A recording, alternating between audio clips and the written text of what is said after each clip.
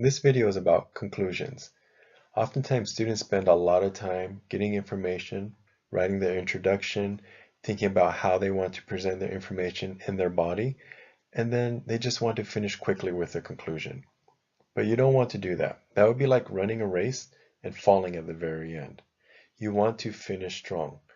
Oftentimes we remember the beginning of a presentation, a little bit in the middle, and then we remember the end. There's 5 parts to a conclusion that we're going to talk about in this video. The first part is a transition. If you remember from the last video, transitions are words like first, next, after that, and so on. They let the audience know that we are going to finish the presentation soon. The second part is to restate your overview.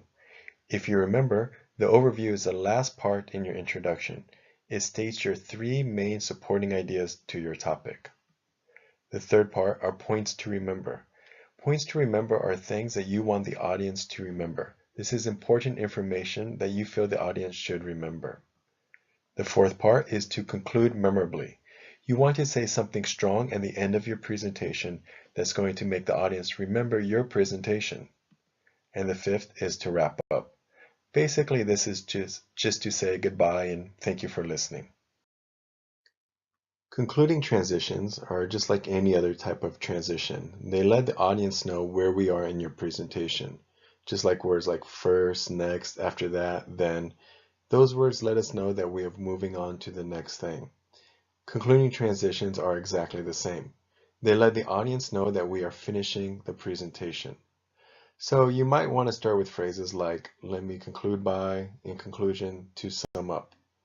Then, after that transition, you probably want to just restate your main topic one more time. What was the main purpose of your presentation? The second step in the conclusion is to restate the overview.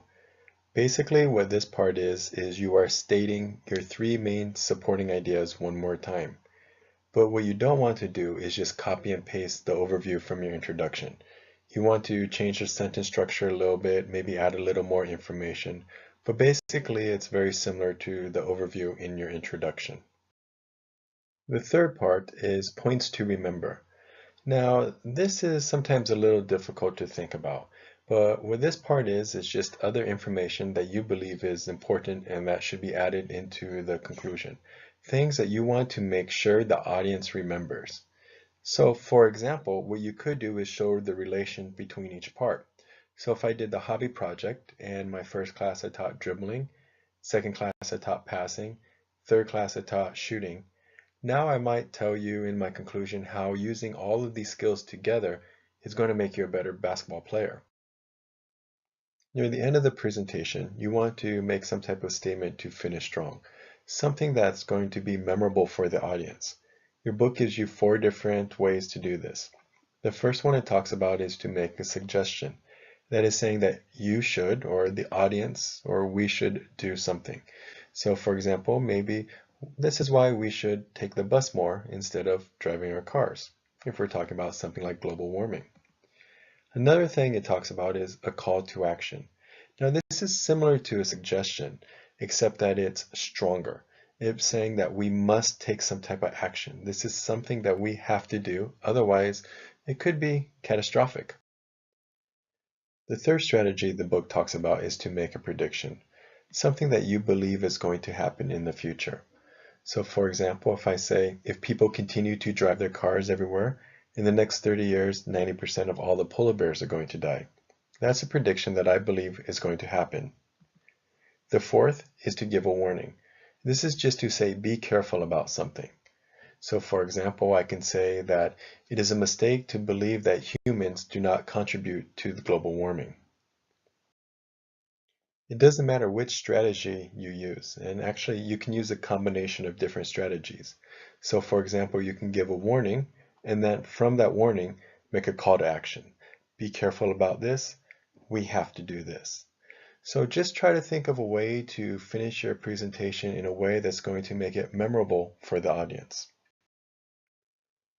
You want to let the audience know that you have finished. So part 5 of the conclusion is to wrap up. Basically, here we're saying thank you, goodbye, and are there any questions? So in the conclusion, Tell us you're finishing by saying something like in conclusion. Tell us what were your 3 main points in your presentation. Tell us other points that you think we should remember, something that's important for us. Conclude memorably, say something strong at the end, something that we can remember, and then wrap up by saying thank you, goodbye, any questions.